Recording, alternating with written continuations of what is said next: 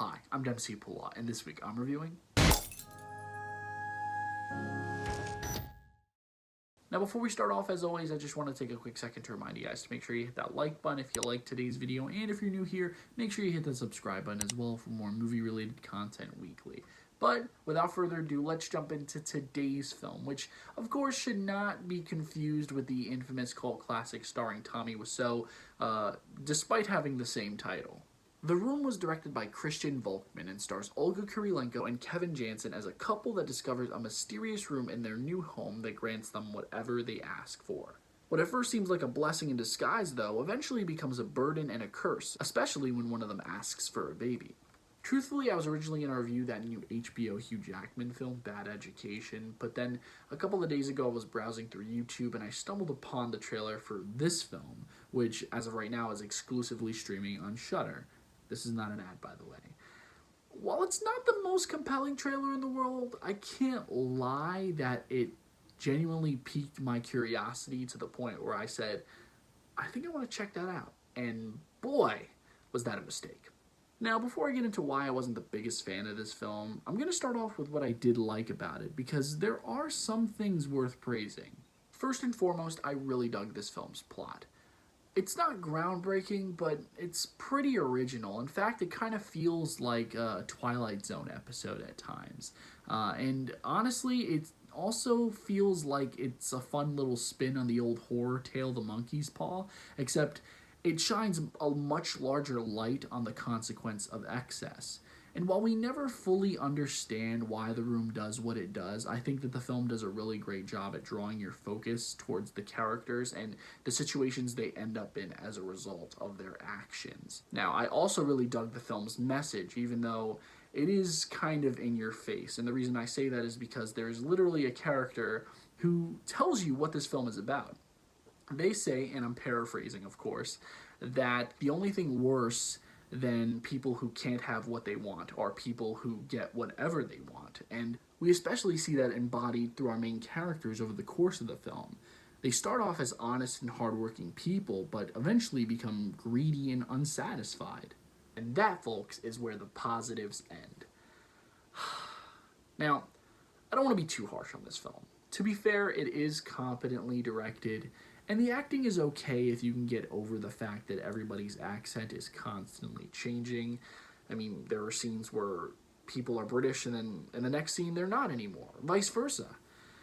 And even though there are a lot of plot holes here and there, the one thing that just really puts the nail in the coffin, for me anyway, is the fact that the ending is just so laughably bad. The entire third act is just bizarre.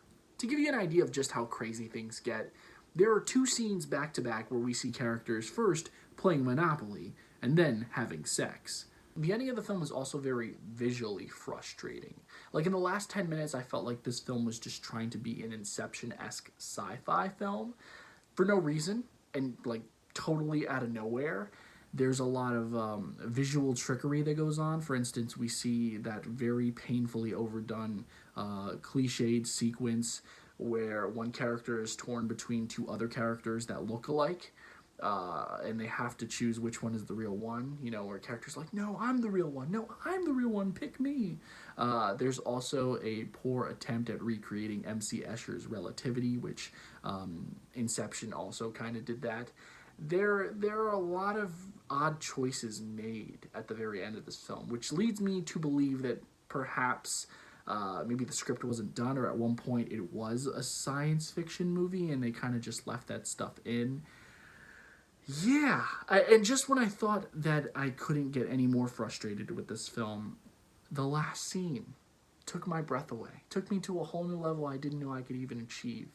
Okay, the very last scene is just so cheap, unnecessarily ambiguous, and it takes the film's message, or what's left of it at that point anyway, and just throws it all away in favor of just trying to be clever.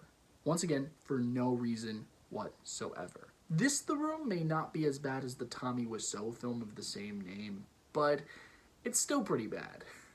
Horror fans and cinephiles might find themselves drawn to the interesting premise like I was, but believe me when I say that this door is probably better off left locked. And for that, I'm going to give this film 1.5 stars. You are tearing me apart, Lisa!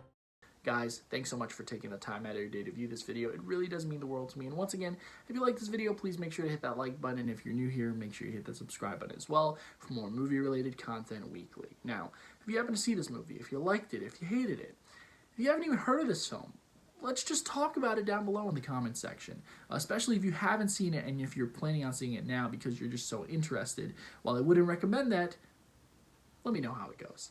But yeah, that's all the time that I have for you guys today. As always, look forward to more new content soon. I actually have a new movie review coming out in the next couple of days, so look out for that. But yeah, I should just probably get back to work, right? Until next time, I'm Dempsey Pilot. Take care.